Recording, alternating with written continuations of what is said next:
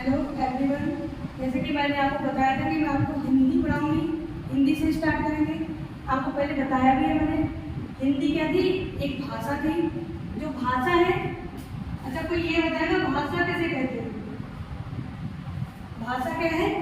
एक व्यक्ति जब दूसरे व्यक्ति तक अपनी बातों को जिस माध्यम से पहुंचाता है वो क्या कहलाती है? हमारी भाषा कहलाती है। तो हिंदी भी क्या है? भाषा है। और जो भाषा है, लेकिन जो हिंदी शब्द है वो किस भाषा का है? तो वो फारसी भाषा का है। हिंदी शब्द किस भाषा का है? फारसी भाषा का शब्द है। लेकिन अगर पूछा जाए आपसे कि जो हिंदी शब्द है वो किसके द्वारा दिया गया है? तो ईरानियों के द्वारा दिया गया है। ईरान में जो लोग आए थे उन्होंने क्या कहा था? जो सिंध था उसे हिंद कहा था, और जो वहाँ के लोग भाषा बोल रहे थे क्या कहा है? हिंदी कहा गया है। आगे मैं आपको बताएं, ये 2 पॉइंट क्लियर हो गए। यहाँ से पूछा जाएगा हमसे, ये दोनों भी पूछे जाते हैं, ये पूछा गए हैं, ये सुपरटेट में पूछा गया है और ये भी एग्जाम में पूछे जाते हैं। बहुत ही इंपॉर्टेंट है। हम जब भी पढ़ते हैं तो क्या करते हैं? इन चीज़ों को छोड़ देते हैं, वर्णमाला से स्टार्ट करते हैं। तो ये भी क्या है? इंपॉर्टेंट चीज़ है, हमारी काम में आएगी। आगे पूछेगा विकास। हिंदी भाषा एकदम से नहीं आ गई। हिंदी का क्या है? विकास क्रम। हिंदी का विकास क्रम पर देखेंगे हम। पहले कौन सी भाषा थी? संस्कृत। संस्कृत भाषा क्या थी? जो वैदिक काल की भाषा थी वो क्या थी? संस्कृत, जिसमें हमारे वेद लिखे गए हैं।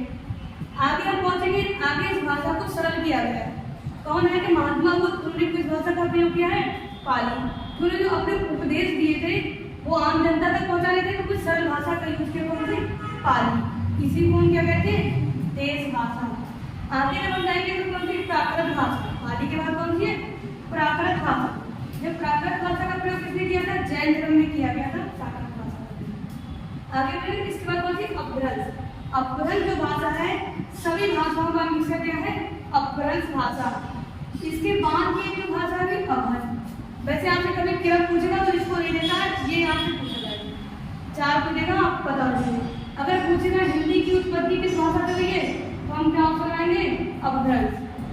हमारा आंसर अपभ्रंश होना चाहिए। लेकिन अगर ऑप्शन में अभट भी है तो हम सभी पढ़ के चलेंगे, संस्कृत, पाली, प्राकृत, अपभ्रंश, अभट और हिंदी। ठीक है, तो हिंदी भाषा का विकास का क्रम ये आपको मिला आंसर मिलेगा। आगे पूछा जाएगा, फिर एक क्वेश्चन आएगा आपसे, हिंदी भाषा की जननी। हिंदी भाषा की जननी क्या है? संस्कृत। यहाँ अलग अलग क्वेश्चन है, ना कि अक्षर लगा देंगे। संस्कृत भाषा की जननी कौन कहलाएगी? हिंदी भाषा की जननी कौन है? संस्कृत। अगर क्वेश्चन पूछेगा हिंदी भाषा का विकास किस भाषा से हुआ है, तो हम अपभ्रंश भाषा लगाएंगे। और अपभ्रंश में भी पूछेगा तो कौन सी है? Short hand. ठीक है, क्लियर हुआ आपको? आपको ये जब तक नहीं पता होगा कि क्वेश्चन पूछा क्या जा रहा है, तब तक आंसर नहीं कर पाएंगे। अगर पूछेगा हिंदी भाषा की जननी कौन है, तो संस्कृत भाषा। अगर पूछ ले हिंदी भाषा का विकास किस भाषा से हुआ है, तो अपभ्रंश। अपभ्रंश में भी कौन सी है? तो शॉर्ट हैंड। इतना समझ में आया? यहाँ तक इस सब चीजों को सीखने के बाद ही हम आगे चलेंगे। आगे क्या करेंगे? वर्णमाला। हम क्या पढ़े? वर्णमाला। जब हम वर्णमाला पढ़ेंगे तो हमें सबसे पहले तो ये पता होना चाहिए कि वर्णमाला है। जब हम ये पढ़ेंगे वर्णमाला क्या है, तो हमारी परिभाषा सीधे ही क्वेश्चन दिखाई पड़ेगा आपको। जब भी आप एग्जाम देंगे तो पूछेगा वर्णमाला किसे कहते हैं, तो आपको फुल परिभाषा ही बताने की कोशिश। वर्णों के व्यवस्थित समूह। वर्णों के व्यवस्थित समूह वर्णमाला कहते हैं। क्या बोलते हैं? वर्णमाला। अगर आपको ये पता चले वर्णमाला कहते हैं। नेक्स्ट अगर पूछेगा हिंदी कहते हैं भाषा, तो भाषा के सबसे छोटी कहते हैं ध्वनि। इसी को हम क्या बोल देते हैं? वर्ण। क्या बोलते हैं? वर्ण। अगर आपसे कभी पूछा जाए कि वर्ण क्या है, तो वह ध्वनि या वह ध्वनि है जिसका क्या है? कभी तोड़ा नहीं जा सकता, कभी खंडित नहीं किया जा सकता है। ये हो गया ध्वनि या फिर वर्ण। आगे हम पढ़ेंगे जो वर्णमाला है। वर्णमाला है, इसके कितने भाग हैं? 2 हैं। एक हम क्या करते हैं? स्वर और क्या होते हैं व्यंजन। ये क्या होगा स्वर और क्या होते हैं व्यंजन। अब स्वर क्या होते हैं ये भी पता होना चाहिए। वे वर्ण जो स्वतंत्र रूप से बोले जाते हैं, किसी पर आधारित नहीं है, किसी की सहायता नहीं होती है, वो क्या है स्वर है। और व्यंजन वे वर्ण जो स्वरों की सहायता से बोले जाते हैं, वो क्या है व्यंजन है। ऐसे पूछेगा स्वर कितने हैं, यहाँ पे अलग अलग आपको दिखाई पड़ेगा। पूछेगा वर्णमाला में स्वर कितने हैं। अगर आपने पूछा है स्वर कितने हैं,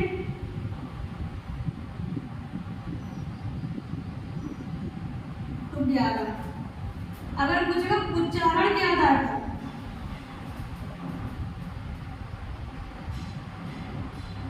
उच्चारण के आधार पर तब 10 है।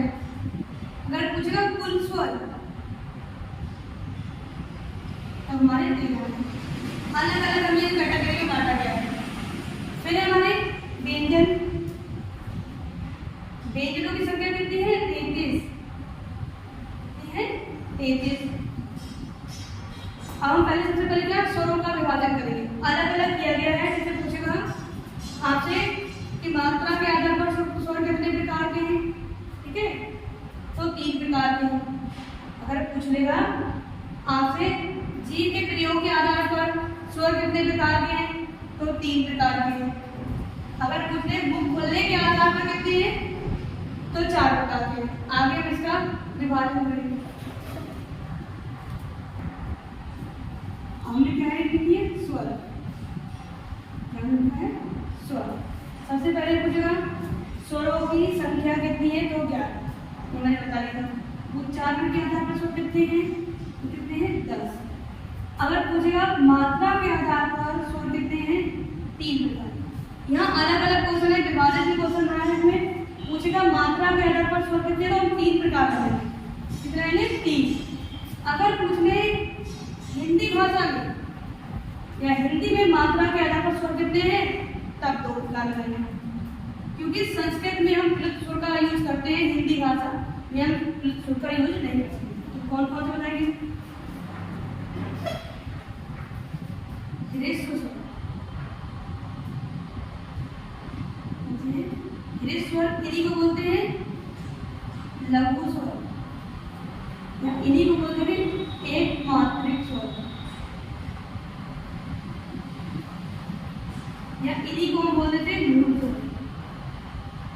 अलग अलग के नेम आपको पता नहीं, ह्रस्व स्वर, लघु स्वर, एक मात्रिक स्वर और मूल स्वर। अगर इनकी संख्या पूछे कितनी है 4। अब आप कहोगे ये है क्या, इनकी परिभाषा भी तो पता होनी चाहिए। ह्रस्व स्वर, लघु स्वर और एक मात्रिक स्वर वे स्वर जिनके उच्चारण में, वे स्वर जिनके उच्चारण में एक मात्रा का समय लगे या कम से कम समय लगे, वे क्या कहलाते हैं ह्रस्व स्वर या मूल स्वर कहलाते हैं। कौन कौन से हैं, आ, ई, उ, हमारे क्या है मूल। इसके बाद दूसरा कौन सा है दीर्घ स्वर। अब इन्हें भी तो अलग अलग कहा जाता है। दीर्घ स्वर बोलेंगे या द्विमात्रिक स्वर।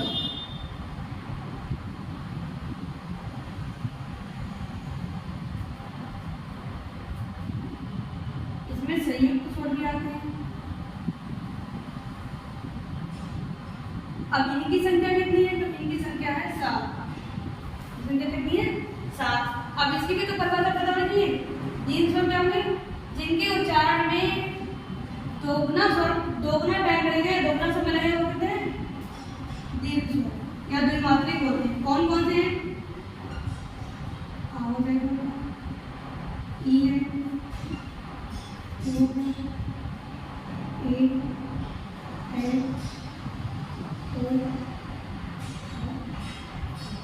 क्या हो गया आपके दीर्घ स्वर।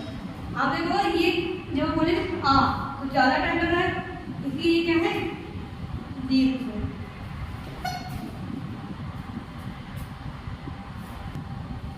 तीसरा जो है वो कौन है प्लुत स्वर कहलाते हैं। जो प्लुत स्वर है उसमें क्या करेंगे हम, पहले तो परिभाषा पता होती है। ये हम इसका यूज हिंदी भाषा में नहीं संस्कृत भाषा में ही किया जाता है। यहाँ पूछेगा प्लुत स्वर, वे स्वर जिनके उच्चारण में ज्यादा से ज्यादा समय लगेगा, अधिक से अधिक समय लगेगा, जैसे ओम। ओम में ये क्या है, प्लुत स्वर है, और यही पूछा जाता है, अगर पूछेगा कभी आपसे तो यही पूछेगा कि प्लुत स्वर कौन सा है, तो आपका आंसर। अब आपको समझ में आ गया है, मात्रा के आधार पर पूछेगा स्वर कितने प्रकार के, तो 3 प्रकार के। अब आगे हम कल पढ़ेंगे जीव के प्रयोग के आधार पर स्वर।